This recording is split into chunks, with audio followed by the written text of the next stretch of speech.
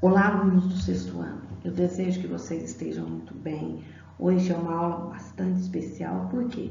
Porque nós estamos encerrando o nosso plano de estudo tutorado, o volume 7. Estamos na semana 4. E nessa semana 4, o tema da nossa aula, Bacias Hidrográficas Brasileiras. A unidade temática, conexões e escalas, formas de representação e pensamento espacial. Então, nós vamos estudar sobre as bacias hidrográficas brasileiras, vamos conhecer as suas características, potencialidades, né? A importância para a população do Brasil e também toda essa questão das regiões hidrográficas, a importância para o equilíbrio do clima no nosso planeta. Nós temos uma imagem aqui que mostra como os rios fluem. E enquanto nós vamos vendo como os rios fluem, então nós sabemos que, segundo o Ministério do Meio Ambiente, o Brasil contém aproximadamente 12% da água doce do planeta. E para facilitar então o gerenciamento do uso da água, o sistema hídrico brasileiro é dividido em 12 regiões geográficas. E cada uma dessas regiões compreende uma ou mais bacias hidrográficas. Apesar de toda essa abundância de água que ocorre aqui no nosso Brasil, os recursos hídricos brasileiros não são inesgotáveis, tá? O acesso à água não é igual para todos. As características geográficas de cada região e as mudanças de vazão dos rios que ocorrem devido às variações climáticas ao longo do ano afetam essa distribuição. Então, a distribuição das águas no território brasileiro é bastante desigual. Por quê? Porque 80% dessa água superficial encontra-se aqui na região hidrográfica da bacia amazônica. Vejamos então o mapa aqui com as 12 bacias hidrográficas. Então, nós temos aqui a bacia hidrográfica amazônica, temos a bacia hidrográfica do rio Tocantins-Araguaia, a bacia hidrográfica Nordeste Ocidental, temos a bacia hidrográfica do rio Parnaíba, temos a bacia hidrográfica, região hidrográfica Atlântico Nordeste Oriental, temos a região hidrográfica do rio São Francisco. Aqui nós temos a região hidrográfica do Atlântico Leste. Aqui nós temos a região hidrográfica do Paraguai. Aqui nós vamos encontrar a bacia hidrográfica, a região hidrográfica Atlântico Sudeste. Aqui nós temos a região hidrográfica Atlântico Sul. Aqui nós temos a região hidrográfica do Uruguai. E aqui nós temos a região hidrográfica do Paraná. E por que eu deixei a do Paraná em último? Porque as águas que correm aqui no rio Sapucaí-Mirim formam, né, essa bacia hidrográfica aqui, cujo rio principal é o rio Paraná. E quando eu junto bacia do Uruguai, bacia do Paraguai e bacia do Paraná, eu vou ter a bacia Platina aqui na América do Sul. Primeira região hidrográfica que nós vamos ver. Então, a região hidrográfica amazônica, né? Ela ocupa 45% do território nacional. abrange 7 estados. Então, ela abrange o Acre, abrange Amazonas, abrange Rondônia, abrange Roraima, o Amapá, o Pará e o Mato Grosso.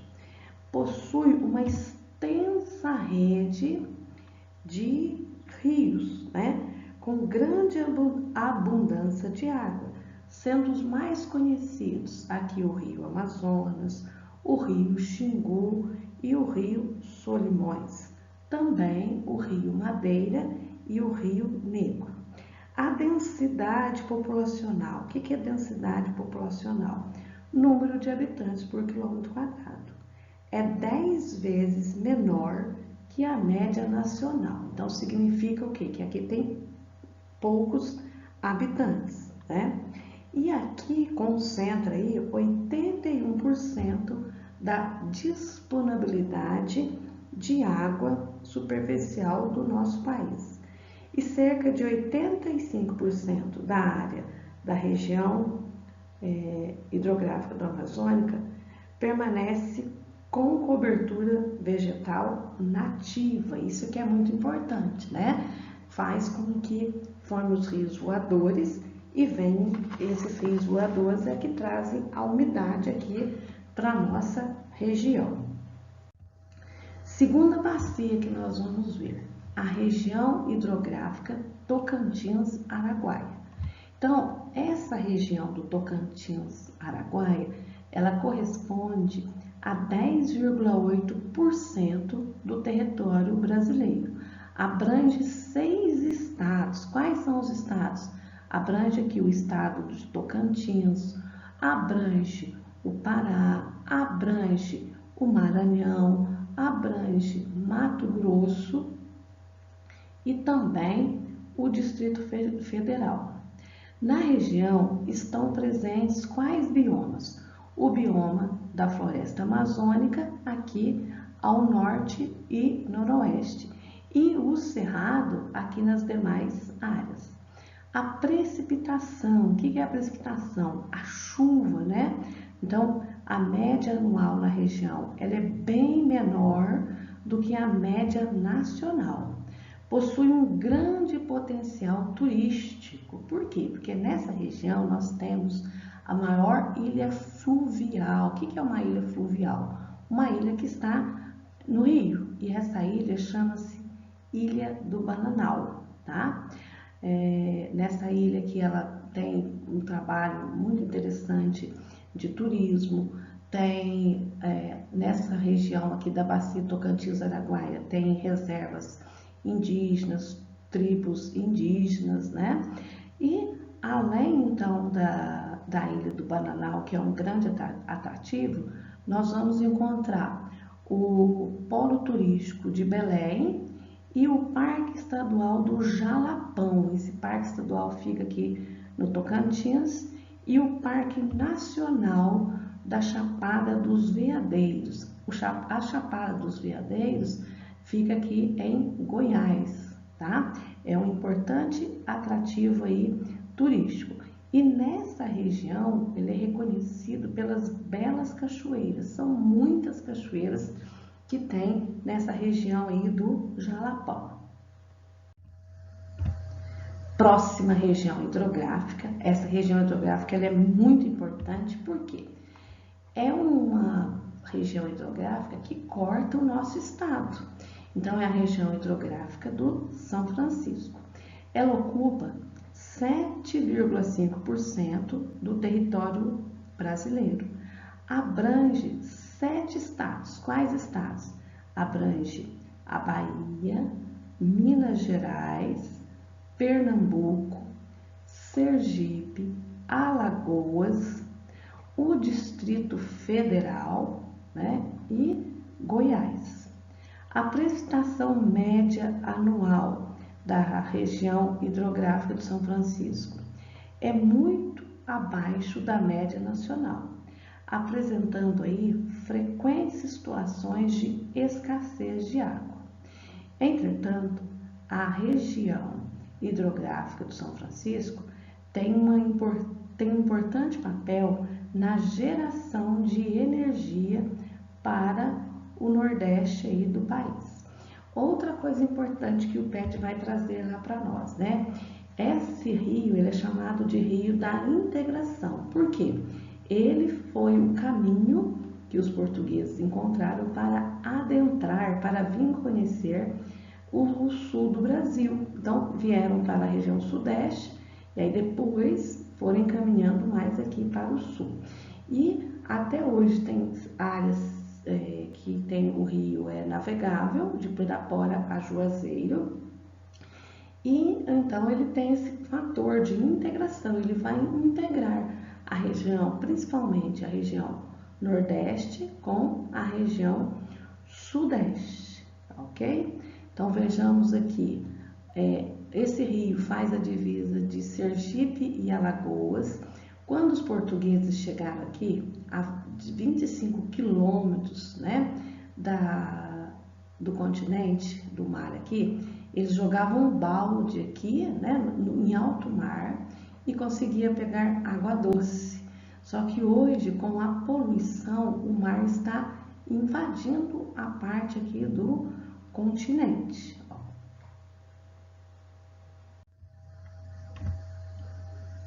Agora nós temos a região hidrográfica do Paraná. A região hidrográfica do Paraná, ela ocupa 10% do território brasileiro. Abrange 7 estados. Quais são esses estados? Nós temos São Paulo, Minas Gerais, o Paraná, Mato Grosso do Sul, Goiás, Santa Catarina e o Distrito Federal. É a região mais populosa e de maior desenvolvimento econômico do país. Por isso, possui as maiores demandas por recursos hídricos. O que é a demanda? A maior necessidade de recurso hídrico, tendo como destaque o uso industrial. É também a região com maior área irrigada e maior aproveitamento do potencial hidráulico disponível. Eu já visitei a região aí do Rio Paraná. Aqui no Rio Paraná nós vamos encontrar a maior usina hidrelétrica do mundo, né? É onde nós temos também a famosa Foz do Iguaçu, é um lugar maravilhoso, muito bonito. E a maior usina hidrelétrica é em produção de energia. Em extensão, a maior é a usina de Três Gargantas, na China. Então, aqui nós temos uma usina hidrelétrica, a usina de Itaipu, que é uma usina binacional, ela pertence ao Brasil e ao Paraguai. Então, vamos observar aqui. Como eu falei para vocês, por que essa bacia hidrográfica é importante? Porque ela é formada pelo Rio Grande e pelo Rio Parnaíba. Então, observe aqui, olha, o Rio Grande e o Rio Parnaíba. Então, vai formar o Rio Paraná, ok? E qual é a importância? As águas que passam aqui pelo Rio Sapucaí-Mirim e pelo Sapucaí vão desaguar e formar o Rio Grande. E o Rio Grande vai unir ao Rio Parnaíba e vai formar o rio aí Paraná, né? Esse rio é um rio de planalto, ele faz uma divisa natural entre o Mato Grosso do Sul e São Paulo e o Paraná.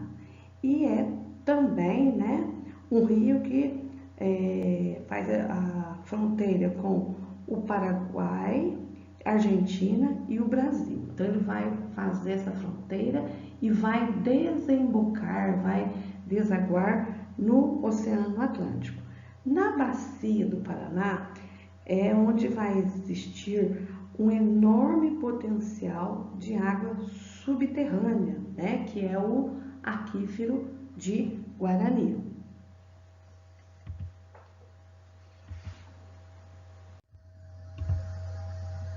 Agora nós vamos estudar um pouquinho sobre a bacia hidrográfica Atlântico Nordeste Oriental. Essa bacia hidrográfica, ela ocupa 3,4% do território nacional, né?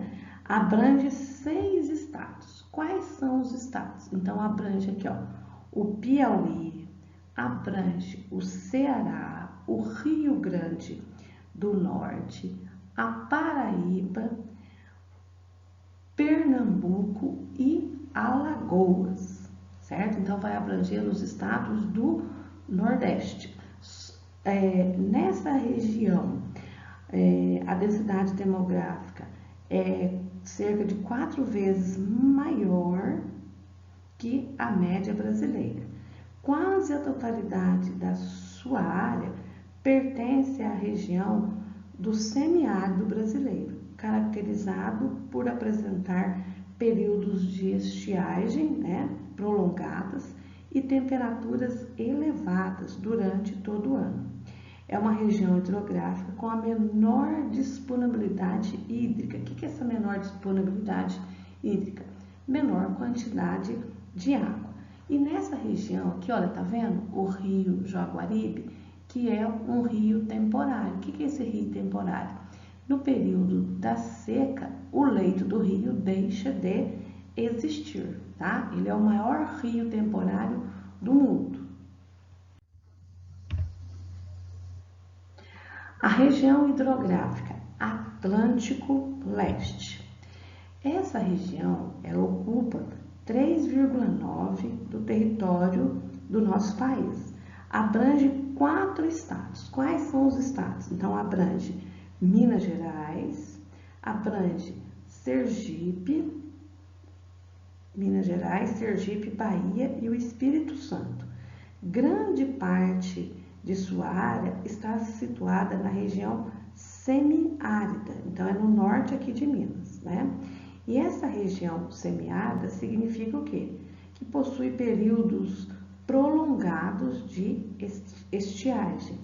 E essa região hidrográfica do Atlântico Leste possui a segunda menor disponibilidade hídrica dentre as 12 bacias hidrográficas do nosso país. Então, nós vemos aqui, olha, a presença do rio Jequitinhonha, né? Então, olha, ó, o rio Pardo Jequitinhonha.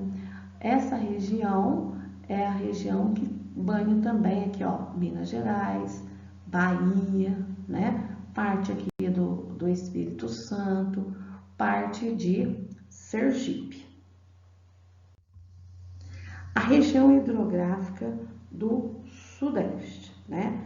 Essa região hidrográfica, ela ocupa 2,5% do território nacional e abrange 5 estados. Então, vai abranger, olha aqui, ó, Minas Gerais, vai abranger parte aqui do Espírito Santo, o Rio de Janeiro, São Paulo e uma parte aí do Paraná. É a região hidrográfica mais povoada, então a densidade demográfica é 6 vezes maior que a média do Brasil. Apresenta alta diversidade de atividades econômicas e significativo parque industrial. Então vai utilizar muita água e os rios são bastante poluídos, constituindo-se uma das regiões mais economicamente desenvolvida aqui do nosso país, né? Então, pessoal, o PET traz apenas essas bacias hidrográficas, mas eu achei muito pertinente colocar as demais. Então, vamos lá. Nós temos a região hidrográfica do Parnaíba, que fica na região Nordeste, né? Essa região hidrográfica, ela, depois do São Francisco aqui, que é a maior brasileira, essa aqui é a segunda totalmente aí brasileira. E ela é a segunda mais importante aqui no Nordeste. Ela abrange, né, e em maior parte aqui, olha, o Piauí, olha lá, Piauí, olha aqui a capital, Teresina, certo? E além de parte do Maranhão e parte do Ceará. Esta bacia localiza-se em uma das regiões mais pobres do Nordeste. sofre muito com a falta de água e com as secas, tá? A região hidrográfica Nordeste Ocidental. Então, essa região hidrográfica está localizada quase que totalmente no Maranhão e numa pequena parte aqui do estado do Pará. Corresponde a aproximadamente 4,3% do território brasileiro e apenas 3% da população do Brasil reside nessa região. Então, digamos que a água aqui, o destaque é para o uso do consumo humano. Aqui nós temos, então, a região, olha lá, a maior parte está no estado do Maranhão. Região hidrográfica do Uruguai. Então, esta bacia está presente aqui nos estados do Rio Grande do Sul e Santa Catarina. O principal rio é o rio Uruguai, né? E o rio Uruguai, ele nasce da confluência, da junção de dois rios, do rio chamado aí de Canoas e o rio Pelotas, tá? Suas características são propícias para a construção de usinas hidrelétricas. Por quê? É um rio de planalto. Então, é essa região que é a bacia do Uruguai. A região hidrográfica do Atlântico Sul. Então, ela também se destaca aqui, olha, o Atlântico Sul, pelo grande contingente populacional, pelo desenvolvimento econômico e pela importância para o turismo, né? A região se inicia ao norte, próximo à divisa aqui do estado de São Paulo e Paraná, e se estende até aqui o Arroio do Chuí, que é o ponto mais extremo do Brasil. Abrange uma área de 451 municípios, tá? Essa região aqui é formada pela vegetação de Mata Atlântica e araucária. Araucária é a planta que dá um pinhão, muito comum aqui para nós, né? E por último, a região hidrográfica do Paraguai, né? Essa região hidrográfica do Paraguai, ela é muito importante porque aqui está a maior planície inundável do mundo, que é a região do Pantanal. Então, o Rio Paraguai nasce no Brasil, né? E o restante, e uma boa parte dele também vai para a Argentina e para a Bolívia e para o Paraguai, tá? Não é Argentina não, aqui ó, Bolívia e Paraguai, certo? É uma região que inclui uma das maiores extensões úmidas, né? Por quê? Porque tem aqui o Pantanal, que é um patrimônio nacional, então foi considerado patrimônio nacional pela Constituição Federal de 1988 e de reserva da biosfera pela Unesco em 2000. É uma região típica de planície, né? Apresenta grandes extensões para navegação e no Brasil ela está situada na região do Mato Grosso e do Mato Grosso do Sul. Pessoal, então encerramos aí as aulas de explicação dos PETs. Parabéns a todos vocês que fizeram as atividades. Continuem fazendo, continuem estudando em casa. Um grande abraço.